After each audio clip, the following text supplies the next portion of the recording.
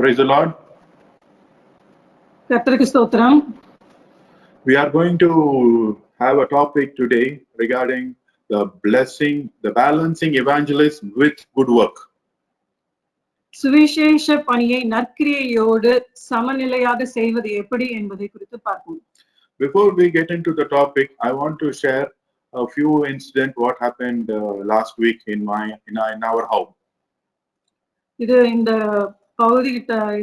பகுதிக்கு செல்வதற்கு முன்பாக எங்கள் வீட்டில நடந்த சில காரியங்களை குறித்து நான் சொல்ல விரும்புகிறேன். Actually, we 2 days ago we had a birthday celebration for Jessica, her birthday, and we had a cake cutting at our home. This was the first time we had a different type of gathering at home without no people surround us. ஜெசிகாவுடைய பிறந்த நாளுக்காக அவளுக்கு நாங்கள் கேக்கை வெட்டி கொண்டாடினோம். We don't have people surrounded us, but we had lot of online people who was watching us through online. Many family members all were linked in the application. இந்த தொழில்நுட்பம் மூலமாக ஆன்லைன் மூலமாக எல்லாரும் ஒன்றிணைந்து அந்த கொண்டாட்டத்தில் பங்கு கொண்டார்கள். So normally when she cut the cake, she is very particular. When she wants to cut the cake, she will make a wish before she blow the candle. She will make a wish. Normally what happens when the crowds are there, some other kids will blow off and her birthday will be spoiled. பெரும்பாலாக அவள் எப்பொழுதும் அந்த cake அந்த மெழுகுவர்த்தியை ஊத செல்லும் போது மற்ற குழந்தைகள் அதை ஊதி விடுவார்கள். இந்த தடவை அப்படி இல்ல. So she is very particular in that. We used to tell her it's okay, my small baby, you did it like that. We used to comfort her, but she makes a point. My wish I want to make on the blowing the candle. That is, she's very particular in that. அவள் எப்பொழுதும் அந்த மெழுகுவர்த்தியை ஊதும் பொழுது அவளுடைய ஆசை விருப்பத்தை தெரிவிக்க வேண்டும், அது நிறைவேற வேண்டும் என்று ஆசைப்படுவார். And on this birthday occasion, she was all alone and only we were surrounded, and she said very clear, I'm going to make a wish on my birthday, and she blew the candle with a wish. இந்த தடவையும் கூட அப்படியாய் அவள் மெழுகுவர்த்தியை ஊதி அவளுடைய விருப்பத்தை தெரிவித்தாள். So I was so afraid whenever she make a wish, I used to neglect. I used to say I didn't listen properly. It's according to my budget. If it is fits in my budget, I will be accepting her wish. But when it goes above my budget, I never accept that wish. நாங்கள் எப்பவும் அவளுடைய விருப்பத்தை தெரிவிக்கும் போது எங்களுடைய பட்ஜெட்டுக்குள்ள எங்களுடைய வரும் என்றால் அதை நாங்கள் ஏற்றுக்கொள்வோம், இல்லை என்றால் அதை கேட்காத போல நாங்கள் அதை தள்ளி விடுவோம். So this time we don't have any other excuse. We are alone, and she made a wish which was surprising to us. She said, "Corona, go away from this world." இந்த தடவை அவள் சொன்னது கொரோனா இந்த உலகத்தை விட்டு அழிந்து கடந்து போக வேண்டும் என்று சொன்னார். And as our worldly parents, we were not able to make this wish. This is only God can do this wish. இந்த விருப்பத்தை நாம் நிறைவேற்ற முடிவது மிக கடினம். இது தேவன் தாம் இந்த விருப்பத்தை நிறைவேற்றுவாராக. So we'll go into the scripture. As we are all, this is affected even the children's. That's why I said this example. This is affected deeply to the children's even. So today we are in the situation of COVID-19. We are going to talk about balancing evangelism with good works. இந்த COVID-19 என்ற வைரஸினால் நாம் முடக்கப்பட்டிருக்கிறோம். இந்த நேரத்துல பிள்ளைகள் கூட இதனால பாதிக்கப்பட்டிருக்கிறார்கள் என்பதை சொல்லதான் இந்த காரியத்தை சொன்னேன். இந்த நேரத்துல நாம் தியானிக்க இருக்கிற காரியம் எப்படியாக சுவிசேஷ பணியையும் நற்கிரியையும் நாம் சமநிலையாக நம்ம அதை குறித்து பார்ப்போம். So let's see scripture Matthew 24 verses 14 says, மத்தேயு 24ஆம் அதிகாரம் 14ஆம் வசனம், ராஜ்யத்தினுடைய இந்த நற்செய்தி பூலோகம் எங்கும் உள்ள எல்லா மக்களுக்கும் சாட்சியாக பிரசங்கிக்கப்படும், அப்போது முடிவு வரும்.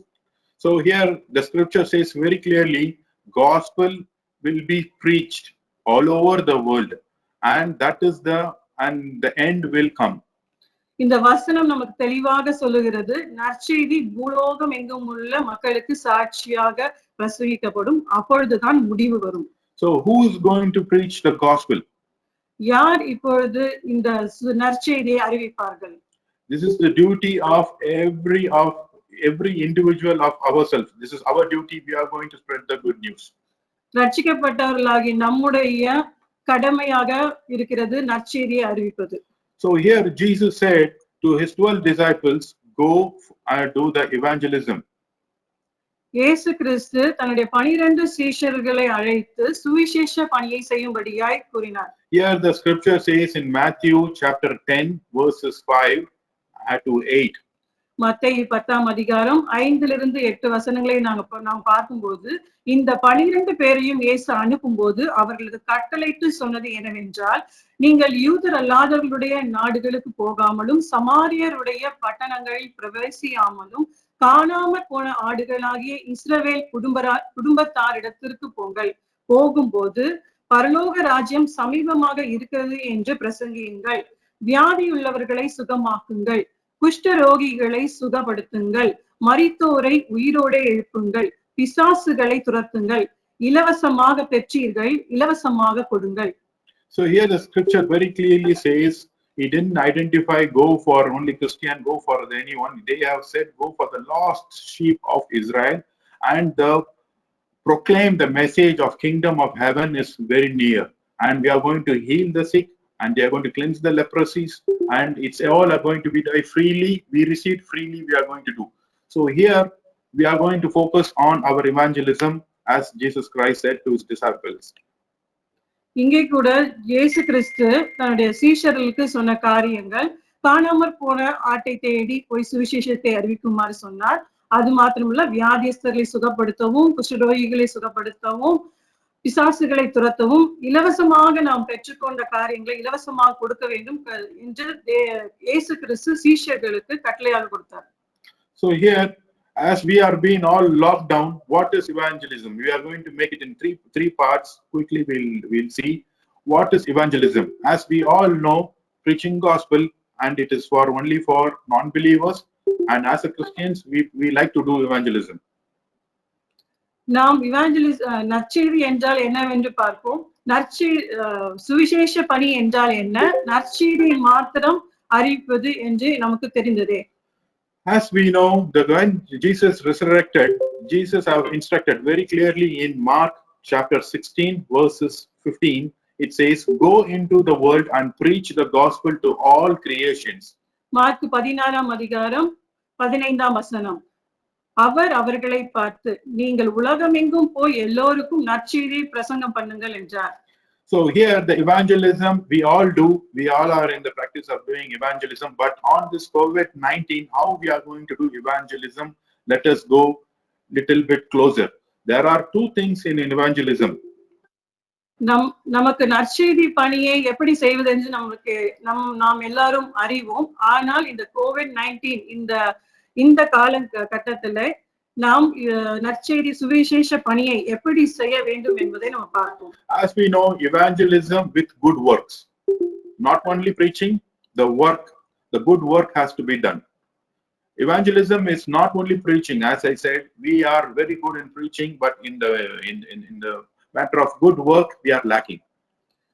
சுவிசேஷ பணி என்ற காரியத்துல நற்செய்தி நாம் அறிவிக்கிறோம், ஆனால் நற்கிரியை செய்வதிலே நாம் குறைபட்டு இருக்கிறோம்.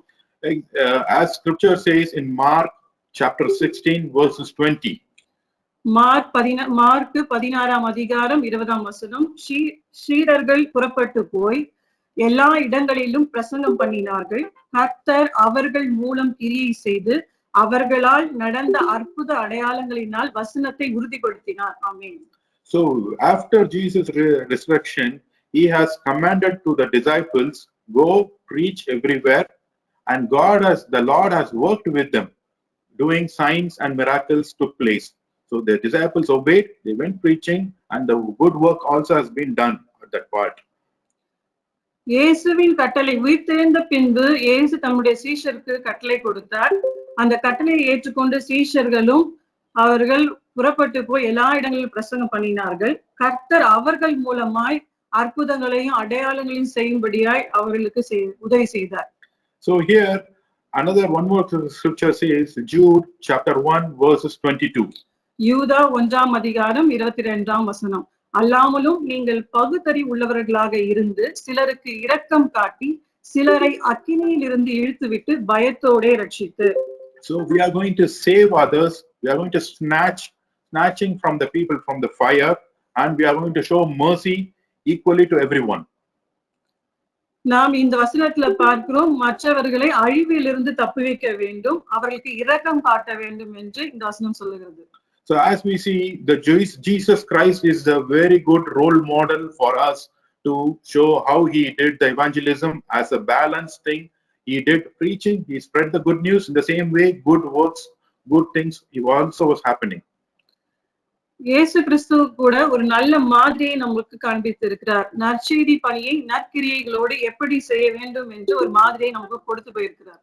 As Luke chapter 7 verses 21 to 22, it very clearly says, லூக்கா 7ஆம் அதிகாரம் 21ஆம் வசனம், அந்த நேரத்திலே நோய்களையும் கொடிய வியாதிகளையும் பொல்லாத ஆவிகளையும் கொண்டிருந்த அநேகரை அவர் குணமாக்கி அநேக குருடர்களுக்கு பார்வையளித்தார்.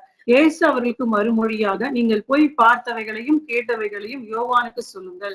பார்வையற்றோர் பார்வை அடைகிறார்கள், சப்பானிகள் நடக்கிறார்கள், குஷ்டரோகிகள் சுத்தமாகிறார்கள், காது கேளாதோர் கேட்கிறார்கள், மரித்தோர் உயிரோடு எழுந்திருக்கிறார்கள், தரித்திரர்களுக்கு நற்செய்தி பிரசங்கிக்கப்படுகிறது. So Jesus very clearly specifies, is identified here. Jesus cured many. He decast he scared away the evil spirit. He gave the sight for many, and good news was spread to the poor. These things are very clearly identified in this scripture, what God has done in this world. இயேசு கிறிஸ்து இந்த அவர் வாழ்நாளிலே நோய்களை சுகப்படுத்தினார், பிசாசு பிடித்தவர்களை பிசாசிலிருந்து அவர்களை மீட்டு கொண்டார், ஏழை எளிய ஜனங்களுக்கு அவர் சுவிசேஷத்தை பிரசங்கித்தார்.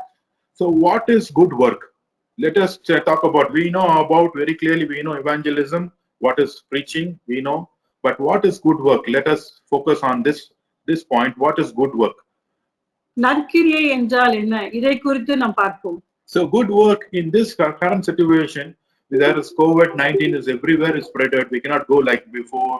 We cannot go outside. We cannot go preaching. We cannot do anything. But this is including lot. We need to spend some money. We need to spend some time. We need to put effort, our talents. These things are very necessary for needies and for poor. நாம் இந்த காலகட்டத்திலே முன்பு மாதிரி வெளியே போய் சுவிசேஷத்தை அறிவிக்க முடியாத சூழ்நிலையிலும் நாம் நற்கிரியைகள் மூலமாய் நாம் நற்செய்தி பணியை செய்ய முடியும். நம்முடைய நேரத்தையோ நம்முடைய பணத்தையோ நம்முடைய தாளந்துகளையோ தேவையுள்ளோருக்கும் ஏழை எளிய ஜனங்களுக்கும் நம்மால் செய்ய முடியும். So here let us see, focus, let's put it in a wave scale about the good, about the preaching, about the gospel, and the good work. We will balance both the things. Most of the time, as we Christians, as myself, let me take it, I like evangelism. I will be taking phone and preaching for others. I can do it in the phone. I can do. So my wave scale goes higher in evangelism. என்னுடைய வாழ்க்கையிலும் கூட இந்த நற்செய்தி சொல்லுவதில் நான் மிகவும் ஆசைப்படுகிறேன். நற்செய்தி பணியை நான் செய்கிறேன். So what I do, we all have a practice of doing evangelism, but good works, evangelism only cannot work alone. It has to go two sides. The good work also should move. It's a cycle process. Both should be equal. இங்கே நற்செய்தி அறிவிப்பதும் நற்கிரியை செய்வதும் சமநிலையோடு இருக்க வேண்டும். So as a Christians, we all do praying. We do prayer. We have compassion. We say the scripture to others. We do all these kind of things. But a successful evangelist should have both in a same scale. ஒரு வெற்றியுள்ள சுவிசேஷ பணி என்பது நற்செய்தியை அறிவிப்பதும் மற்றுமாய் நற்காரியங்களை நற்கிரியைகளை செய்வதும் சமநிலையோடு இருப்பதுதான் வெற்றியுள்ள சுவிசேஷ பணியை செய்வதாகும். As a quick example, recently there is a viral WhatsApp message. I have seen it. I think probably many of us would have seen. A poor lady in Andhra, she was distributing cool drinks for many police people, those who are working in the hot sun. She's distributing. Her salary is only 3,000 rupees. She donated all her salary for cool drinks. She's distributing. She's a non-Muslim. She's not a Christian rather. நம்ம வைரலாக வீடியோல இப்ப கடந்த நாட்களை பார்த்திருப்போம். ஒரு சாதாரண சகோதரி ஒரு குளிர்பானத்தை அவளுடைய மொத்த சம்பளத்தையும் கொடுத்து குளிர்பானத்தை வாங்கி வெயில்ல இருக்கிற காவல்துறையினருக்கு அவர் கொடுத்ததை நம்ம கண்டிருப்போம். அவர் நற்கிரியை செய்திருக்கார், ஆனால் ரட்சிக்கப்பட்ட ஒரு சகோதரி அல்ல. So there is good work has been done, but there is no evangelism. So this is not going to be balanced. இதை போலதான் நாமும் நம்முடைய வாழ்க்கையில நற்கிரியை மாத்திரம் நம்ம செய்தா அந்த சகோதரிக்கு தான் நாம் இணையாக இருக்கும். So we are going to be the same level. Maybe she distributed cool drinks with her money, but she didn't pray. But we the same way we pray a lot and we have compassion, but in the kiriyai, but in the action, if we don't do, we will be same like that lady only. இங்கு இரண்டு விதமான காரியங்களை பார்க்கிறோம். ஒன்று நற்செய்தியை சொல்லுகிறோம், நற்கிரியை செய்யாதிருக்கிறோம். அது இன்னொரு காரியத்தை பார்க்கிறோம், நற்கிரியைகள் செய்கிற ஒரு சிலர் உண்டு, ஆனால் சுவிசேஷ பணியை அவர் செய்யாமல் தவற விடுகிறார். So here the reason what I have identified from my side, why the reason I cannot do the good works as equal as prayer, why cannot I do? I just examined myself and I have come out being in my comfort zone, number one. இந்த நற்கிரியை செய்யாதிருக்கிறதற்கு காரணங்கள் என்னுடைய வாழ்க்கையில எங்களுடைய வாழ்க்கையில என்ன காரணங்கள் என்று பார்க்கும் பொழுது, நாங்கள் எங்களுக்கு ஒரு சௌகரியமான ஒரு பகுதியில நாங்கள் இருந்து நற்கிரியை செய்ய வேண்டும் என்று விரும்புகிறோம். That is not happening. And I have my routine schedules. Like example, I have a checklist. I have to do this. Some things I have made myself in a box. In COVID-19, we have to come out from that. That's what I'm trying to tell. I have my own schedule, morning prayer or my calling people and talking to them. This is only a schedule which is normal days I used to do. But in COVID-19, I have to come out and I have to do something to reach out to the people. அடுத்ததாக பார்க்கிறோம், நமக்கென்று கர்த்தருக்கு ஊழியம் செய்ய வேண்டும், சுவிசேஷ பணி செய்ய வேண்டும் என்று ஒரு சில அட்டவணைகளை நம்ம வைத்து அதை நம்ம ரெகுலராக அதை நம்ம அந்த காரியங்களே வைத்து ஒரு கட்டுக்குள்ளாக நாம் வைத்துக் கொண்டிருக்கிறோம். அந்த எல்லைகளுக்கு அப்பாற்பட்டு நம்ம யோசிக்காமல் இருக்கிறோம். And I myself, I used to complain, this job is not belongs to me, this is that brother has to do, this pastor has to do, this is that ministry has to do. I used to point others that I don't take, it's my own responsibility.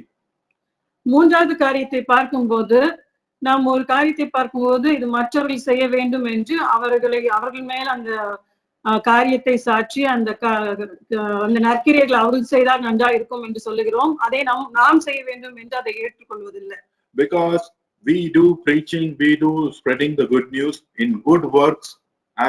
As me, I think I have very less love on others. That's why I don't have good works into me. இந்த காரியங்களை மொத்தமாக நாம் நினைத்து பார்க்கும் பொழுது என்னுடைய இருதயத்துல அன்பு குறைபடுகிறது.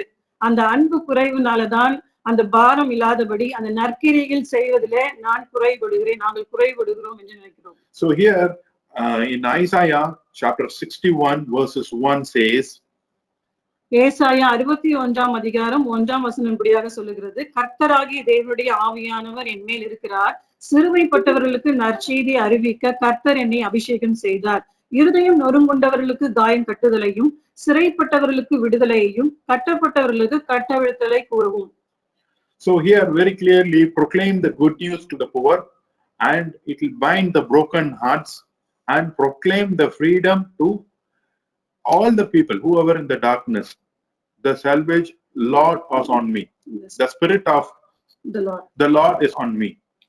இங்கு நாம் பார்க்கிறோம், பரிசுத்த ஆவியானவர் நம்ம மேல இறங்கும் போது இப்படிப்பட்ட அன்பை தேவன் கட்டளையிடுகிறார். சிறுமைப்பட்டவர்களுக்கு நற்செய்தி கூறும்படியாகவும், இருதயம் நொறுங்குண்டவர்களுக்கு காயம் கட்டும்படியாகவும், சிறைப்பட்டவர்களை விடுதலை ஆக்கும்படியாகவும், கட்டப்பட்டவர்களை கட்டவிழ்க்கவும் அந்த பரிசுத்த ஆவியானவர் நமக்கு உதவி செய்கிறார். So the conclusion why we need to do evangelism in a balanced way with the good work, we have to enter to the eternal life, not only us, the way when we give the spiritual gospel to others, they should not only see, I'm hungry, this man just said I will pray for you, but that is okay, God will feed him, but if I have 1 dirham or 2 dirham, or at least I can give a piece of bread to him and pray. இந்த நேரத்துல பார்க்கிறோம், ஒருத்தர் பசியாக இருக்கிறேன் என்று சொன்னால் அவருக்கு நான் ஜெபம் பண்ணுகிறேன் என்று சொல்லி விட்டு விடுவது அது தவறான காரியம். நான் என்னுடைய பையிலே 1 ரூபாயோ 2 ரூபாயோ இருந்தால் அதை அவருக்கு பகிர்ந்து கொடுத்து நான் ஜெபிக்கிறேன் என்று சொன்னால் அது அதுதான் ஒரு பேலன்ஸ் சமநிலையான ஒரு சுவிசேஷ பணியாகும். So here when we do accordingly, the Spirit of God will lead us and He will tell us where to go and whom to do this. And in scripture, Matthew 25, chapter 25, verses 42, it says what are the blessings we are going to get. மத்தேயு 25:42 வசனத்திலே சொல்லப்படுகிறது, பசியாக இருந்தேன் நீங்கள் எனக்கு ஆகாரம் கொடுக்கவில்லை, தாகமாக இருந்தேன் நீங்கள் என் தாகம் தணிக்கவில்லை, அந்நியனாக இருந்தேன் நீங்கள் என்னை சேர்த்துக் கொள்ளவில்லை, ஆடை இல்லாதிருந்தேன் நீங்கள் எனக்கு ஆடை கொடுக்கவில்லை, வியாதி உள்ளவனாகவும் சிறையில் அடைக்கப்பட்டவனாகவும் இருந்தேன் நீங்கள் என்னை விசாரிக்க வரவில்லை என்பார். அப்பொழுது அவர்களும் அவருக்கு மறுமொழியாக, ஆண்டவரே, உம்மை பசி உள்ளவராகவும் தாகம் உள்ளவராகவும் அந்நியராகவும் ஆடை இல்லாதவராகவும் வியாதிப்பட்டவராகவும் சிறையில் அடைக்கப்பட்டவராகவும் நாங்கள் எப்பொழுது கண்டு உமக்கு உதவி செய்யாதிருந்தோம் என்பார். அப்பொழுது அவர்களுக்கு மறுமொழியாக, மிகவும் எளியவர்களாகி இவர்களில் ஒருவனுக்கு நீங்கள் எதை செய்யாதிருந்தீர்களோ அதை எனக்கே செய்யாதிருந்தீர்கள் என்று மெய்யாகவே உங்களுக்கு சொல்லுகிறேன் என்பார். அந்தபடி இவர்கள் நித்திய தண்டனை அடையவும் நீதிமான்களோ நித்திய ஜீவனை அடைவார்கள் என்றார். So the scripture very clearly says here, we are going to enter the eternal life when we have never done for the needy. It's all equal to doing to the God. Here, lastly, we are going to conclude. It is very easy to preach like this about good works and about giving gospel. It's easy, but in our life also, we have done it for last 1.5 years when I lost my job. It is not easy to do it. We know when we have that love in our heart, God will give the ways, God will give money, God will give energy, God will give the thoughts, God will wake up us from the home and He'll push us out. We don't know why I'm going out, but there will be a purpose out over there waiting for us. நாங்களும் கூட நீங்க நினைக்கலாம், இந்த மாதிரி சூழ்நிலையில நாங்களே வேலை இழந்து இருக்கிறோம், நாங்கள் எப்படி செய்வது, இதை சொல்லுவீர்களே என்று நினைக்கலாம். ஆனால் இந்த வழியாக நாங்கள் கடந்து செல்லும் போதும் கூட தேவன் எங்களை அப்படியாக வழி நடத்தினார். எங்களுடைய காரியங்கள் இல்லை என்று நாங்கள் நினைக்கும் போது கூட மற்றவர்களுக்கு உதவும்படியாய், அவர்களுக்கு சுவிசேஷம் சொல்லும் போது அவர்களுக்கு எங்களால் முடிந்த உதவியை செய்ய முடியாது, கர்த்தர் எங்களுக்கு உதவி செய்தார். So when we balance when we do the balancing of the spiritual and good works, as Isaiah chapter 61 verses 6 and 7 very clearly says, you will be called priest of the Lord. So God will call us as a priest of the Lord. ஏசாயா 61:6-7 வசனங்களை பார்க்கும் பொழுது, நீங்களோ கர்த்தரின் ஆசாரியர் என்று சொல்லப்படுவீர்கள், உங்களை நமது தேவனுடைய ஊழியக்காரர் என்பார்கள். So we pray that God will give us the good knowledge to handle both the things to equally. So we will pray and we will complete this message. இந்த இரண்டு காரியங்களையும் நாம் சமநிலையோடு செய்யும்படியாய் கர்த்தர் நமக்கு உதவி செய்வாராக. அப்படியாக உதவி செய்யும் போது கர்த்தர் நமக்குரிய ஆசீர்வாதங்களை இந்த உலகத்திலே வைத்திருக்கிறார். Amen. Amen. Not 95 or 99% faith that God expects from us, but 100% trust in Him. அதாவது முற்றிலுமா அவரை சார்ந்த ஒரு ஜீவியம். That is a life that is totally dependent on God. இப்போ விசுவாசிச்சா மாத்திரம் போதுமா? So then now we believe in Him. Is that enough? அதற்கு மேல ஏதாவது பண்ணணுமா? Are we expected to do something more than this? நிச்சயமா பண்ணணும். Yes, we have expected to do something more. அதத்தான் ஆண்டவர் நம்மட்ட எதிர்பார்க்கிறார். And that is what God is expecting from us. இந்த வேதத்துல இன்னொரு பகுதி என்ன பார்க்கிறோம்? கனி தருகிற ஒரு ஜீவியம். Okay, that we see in the second part of our verse, that is bearing good fruit. Yes, உண்மையாலுமே நாம கனி உள்ள ஜீவியத்தை ஜீவிக்க வேண்டும். What God expects from us is for us to bear good fruit. யோவான் 15:5 யாராவது படிக்க முடியுமா? Let's turn to John chapter 15 verse 5. நானே திராட்சை செடி, நீங்கள் கொடிகள். ஒருவன் என்னிலும் நான் அவனிலும் நிலைத்திருந்தால் அவன் மிகுந்த கனிகளை கொடுப்பான். என்னை அல்லாமல் உங்களால் ஒன்றும் செய்யக்கூடாது. ஆமென். இதுல பாத்தீங்கன்னா நான் கனியை பத்தி பேசுறதுக்காக ஒரு 2 விதமான கனியை பத்தி பேசலாம்னு நான் நினைக்கிறேன். Here we see that we are expected to bear fruit, and that fruit is of 2 kinds. முதலாவது என்ன ஒரு கனினா, தனிப்பட்ட நபருக்கு பெற்றுக்கொள்கிற ஒரு கனி. First is a personal fruit that is expected from us. அந்த கனி என்ன தெரியுமா? Do you know what is that fruit? ஆவியின் கனி. That is the fruit of the Spirit. ஆவியின் கனி எனக்குள்ள ஒரு தனி நபருக்குள்ள வரும்போது when the fruit of the Spirit comes into a person, எனக்குள்ள ஒரு மாற்றம் வருகிறது. there is a change in my character. என்ன மாதிரி மாற்றம்? What is that kind of change? ஆண்டவரை போல ஒரு இருதயம் உள்ள ஒரு மாற்றம். Heart becomes like the heart of God.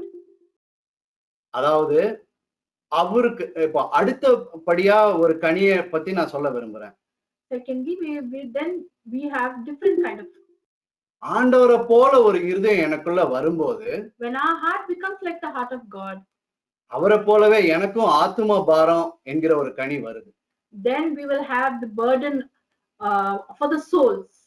அப்ப அந்த கனியை பத்தி நான் சிந்திக்கும் போது எனக்குள்ள ஆத்தும ஆதாய பணி என்கிற ஒரு இருதயம் வருகிறது.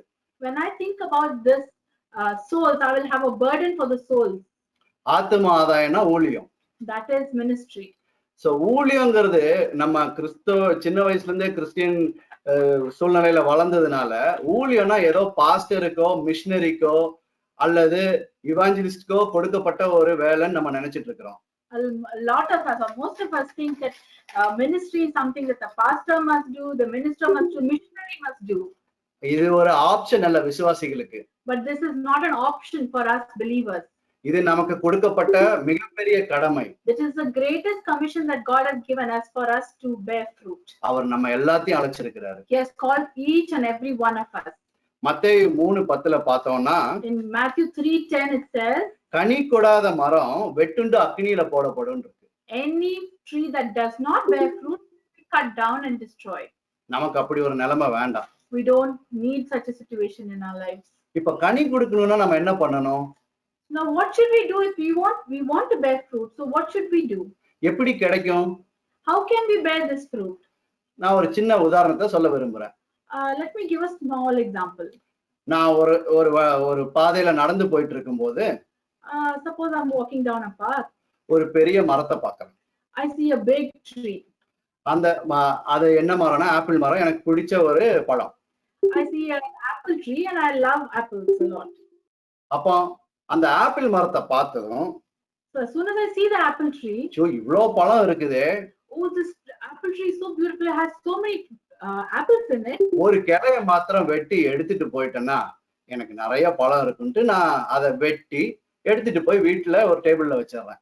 So I cut one branch and I think to myself, if I take this branch home, I will have lots of apples in my house. Let me take this branch and take it home and keep it on my dining table.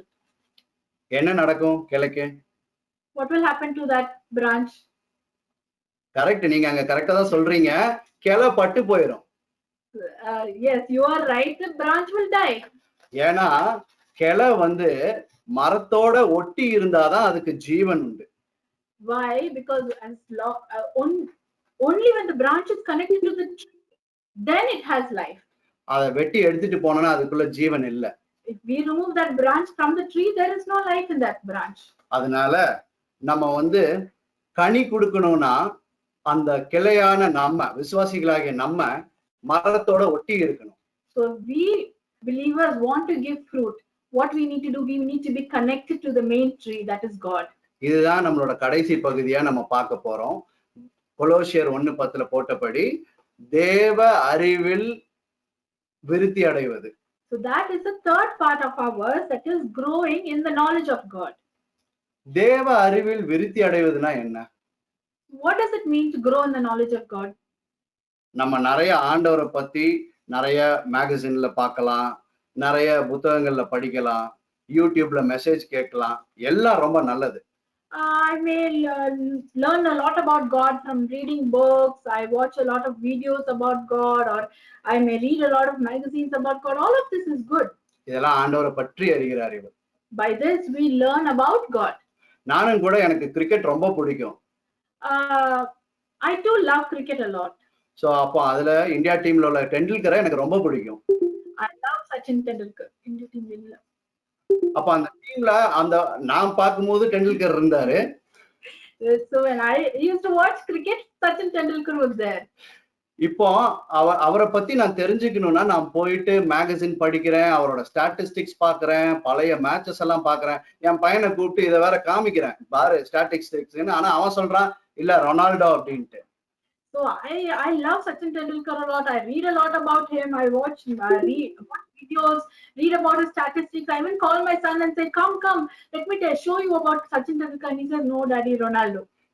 இது எல்லாம் என்னோட முயற்சி எல்லாமே அவரை பத்தி அறியறது மாத்திரம்தான். டெண்டுல்கரை பத்தி எனக்கு தெரிஞ்சுக்க முடியும். So I do all this. I can know about Sachin Tendulkar. ஆனா எனக்கு டெண்டுல்கரை தெரியுமா? But do I know Sachin Tendulkar? நிச்சயமா தெரியாது. No, I don't know him. ஏன்னா நான் அவர் கூட டைம் ஸ்பெண்ட் பண்ணவே இல்லை. Why? Because I never spent time with Sachin Tendulkar. அதேதான் நம்ம விசுவாசிகளாகிய நம்ம வந்து ஆண்டவரை பத்தி அறியறதுக்கு நிறைய காரியங்களை பண்ணலாம். எல்லாம் நல்லதுதான். So as believers, we may do a lot of things to learn about God. That is all good. But அவரை எனக்கு தெரியுமா? But do I know God personally? அவரை நான் எப்படி தெரிஞ்சுக்க முடியும்? How will I know God? அவருடைய பிரசனத்துல அவருக்கு கொடுக்க வேண்டிய நேரத்தை நான் கொடுக்கும்போது அவரை பற்றி அறியும் அறிவில நான் விருத்தி அடைய ஆரம்பிக்கிறேன். Only when I sit in his presence and I spend time with him, then I grow in the knowledge of God. நான் சொல்றது புரியுது தானே? Do you understand what I say? புரியுதுன்னு நினைக்கிறேன். பரவாயில்ல, நான் இருந்தாலும் நான் வேற மாதிரி சொல்றேன். ஆமேன், புரியுதுன்னு எனக்கு சொல்றாங்க நிறைய பேர். ஆமேன், கர்த்தருக்கு ஸ்தோத்திரம். இப்ப பாத்தீங்கன்னா ஆண்டவரை பத்தி அறியறதுக்கும் ஆண்டவரை அறிவதற்கும் ஒரு ரொம்ப பெரிய வித்தியாசம் இருக்குது. So here we see that there's a big difference in knowing about God and knowing God. ஆண்டவரை பற்றி அறியணும்னா if we have to know about God, ஆண்டவருக்கு எனக்கு நடுவுல ஒரு மீடியம் இருக்குது. ஒரு மேகசினோ ஒரு யூடியூபோ பல காரியங்கள் எனக்கும் ஆண்டவருக்கு நடுவுல இருக்குது. There are a lot of things that will be in between us when I learn about God. There will be magazines or books or videos there. அவரை அறியணும்னா ஒரே வழிதான், direct connection. But if we want to know God, there's only one way, and that is direct connection with God. என்னோட நேரத்தை நான் கொடுக்கணும். I must give my time to him. அந்த நேரத்தை கொடுக்கும்போது அவரை பற்றி அவரை நம்ம தெரிந்து கொள்ள முடியும். Only when I spend time with God, then I will know him. நம்ம ரொம்ப பிஸியாவே இருக்கிறோம். We are very busy. கனி கொடுக்கணும்னு ஆசை. We have the desire to give fruit. ஓடிட்டே இருக்கிறோம். We are running for this. ஓடிட்டே இருக்கிறோம். We keep running in our lives. கனி கொடுக்கிற மாதிரி இருக்குது. It looks like we are giving fruit. ஆனா அவருக்கு உண்டான நேரத்தை நம்ம கொடுக்கிறோமா? But are we spending our time with God? அவருக்கு உண்டான நேரத்துல அவருக்கு கொடுக்கிற நேரத்தை கொடுக்கும்போதுதான் நம்ம கிட்ட இருந்து கனி பிரதிபலிக்கும். Only when we give our time to God, then the fruit comes out of our life. அப்போ இந்த இடத்துல பாத்தீங்கன்னா வெளியே ஒரு வேதத்துல உள்ள அத்தி மரத்தை ஒரு உதாரணமா நம்ம பார்க்கலாம். We can see the fig tree as an example of this. அத்தி மரம் நல்ல பெருசா பச்சை பசேல்னு இருந்தது. The fig tree was big and green and bright. ஆண்டவர் சீஷர்களோட நடந்து போறாரு. Jesus walked along with his disciples. அத்தி மரத்தை பார்த்து கனி இருக்கான்னு பாக்குறாரு. He looks at the fig tree to see if it has any fruit. அத்தி மரத்தோட குணாதிசயத்தை எப்படி சொல்றாங்க தெரியுமா? You know the characteristic of that fig tree? அத்தி மரம் பச்சை பசேல்னு இலை இருக்கும்போது அது நிச்சயமா கனி இருக்கும்னு சொல்றாங்க. So actually, if the fig tree is having green leaves, it means it should have fruit in it. Green leaves இருந்தது. There were green leaves. ஆண்டவர் கிட்ட போனாரு. But God went near. கனியை பார்த்தாரு. He looked for the fruit. கனி இல்ல. There was no fruit. இதே மாதிரிதான் ஓடுறோம் ஆண்டவருக்கு உண்டான நேரத்தை நம்ம கொடுக்கல. வெளியே பார்க்கும்போது எல்லாருக்கும் நம்ம ரொம்ப பிஸியா இருக்கிறோம். So yeah, we are running just like this. We are running for God, and everybody sees that we are doing a lot of things for Christ, but we don't spend time with Christ. ஆண்டவர் பார்க்கும்போது எனக்குள்ள கனி இருக்காது. When Jesus or God sees us, he does not see the fruit. So இந்த நாட்கள்ல பார்த்தோம்னா we see in these times நமக்கு ஆண்டவர் நேரத்தை கொடுத்திருக்கிறார். God has given us time. நெருக்கமான சூழ்நிலை. It is a tough time for us. தனிப்பட்ட முறையில அநேக சவால்கள் உண்டு. A lot of us have a lot of personal challenges in our life. ஆனாலும் ஆண்டவர் ரொம்ப கிருபையா நமக்கு நேரத்தை கொடுத்திருக்கிறார். But God has given us time very graciously. நேரம் இருந்துச்சு. Before we had a lot of time. ஆனா இல்ல. But we didn't have time. ஏன்னா நம்ம நேரத்தை கொடுக்கல. Because we didn't give the time to God. ரொம்ப பிஸி. காலையில எந்திரிப்போம். We were very busy. We used to wake up in the morning. நம்ம கிறிஸ்டியனா இருக்கிறதுனால நம்ம ஜெபம் பண்றோம். We are Christians, so we pray. ஆண்டவரே இந்த நாளை என்ன பாதுகாத்துறலுங்க, என் வேலையில ப்ரமோஷனை கொடுங்க, என் பிள்ளைகளை பாதுகாத்துறலுங்க, என் குடும்பத்தை காத்துக்கொள்ளுங்க. இந்த சுருக்கமான ஜெபத்துக்கு பெரிய ஆசீர்வாதத்தை தாங்கன்னு சொல்லி நம்ம ஜெபிக்கிறோம். Oh dear Lord, please bless us, bless my job, protect my children, be with me as I go. And for this short prayer, I request a great blessing from you. ஒரு பெட்டிஷன் போல நம்ம ஆண்டவர்கிட்ட கொடுத்துட்டு போறோம். We used to give like a petition to God and go.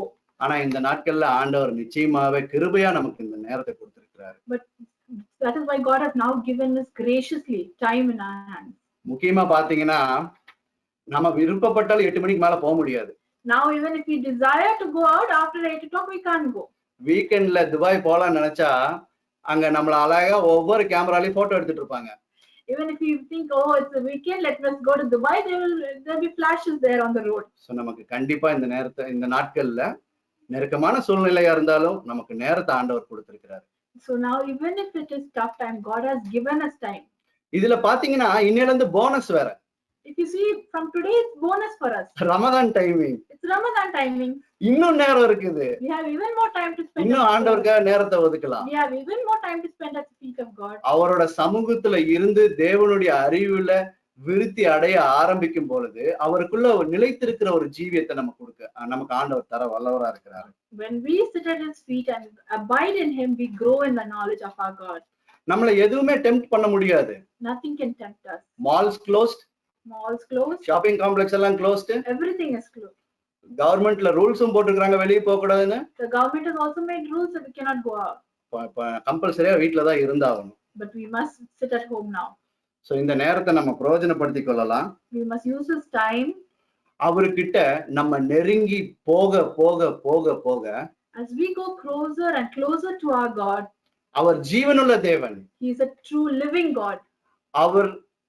அவருடைய மகத்துவத்தை நம்மனால உணர முடியும். We will see his glory. அவருடைய மேன்மை நம்மனால உணர முடியும். அவருடைய வல்லமை நம்மனால உணர முடியும். அவருடைய இருதயத்தை உணர முடியும். We will see his heart. அவருடைய இரக்கமுள்ள இருதயத்தையும் நம்ம காண முடியும். Then we will see the true heart of our God.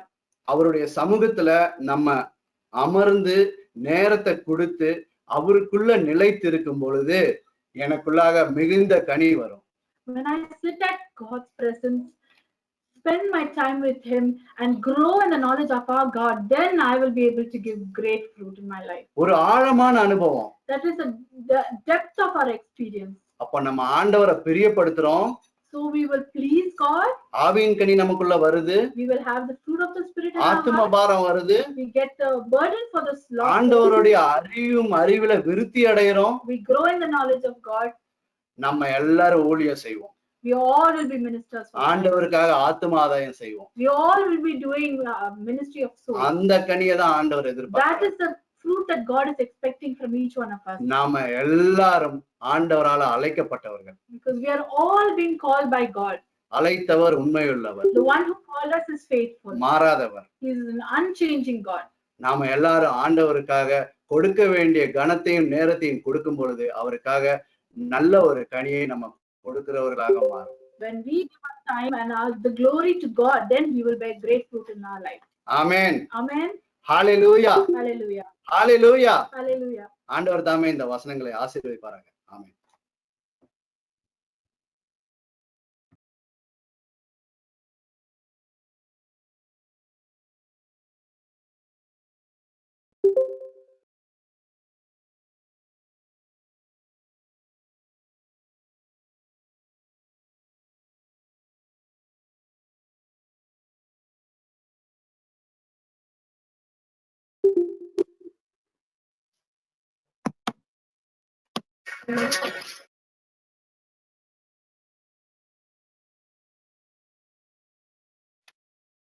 உம்மழகான கண்கள் என்னை கண்டதாலே முடிந்ததென்று நினைத்த நான் உயிர் வாழ்கின்றேன். உம்மழகான கண்கள் என்னை கண்டதாலே முடிந்ததென்று உயிர் வாழ்கின்றேன். என்னை நன்றாய் அறிந்து தேடி வந்த நல்ல நேசரே, யாரும் அறியாத என்னை நன்றாய் அறிந்து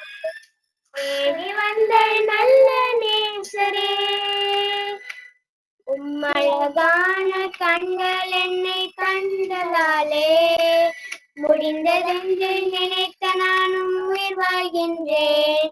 தூக்கி எறியப்பட்ட என்னை வேண்டுமென்று சொல்லி சேர்த்து கொண்ட நல்ல நேசரே, தூக்கி எறியப்பட்ட என்னை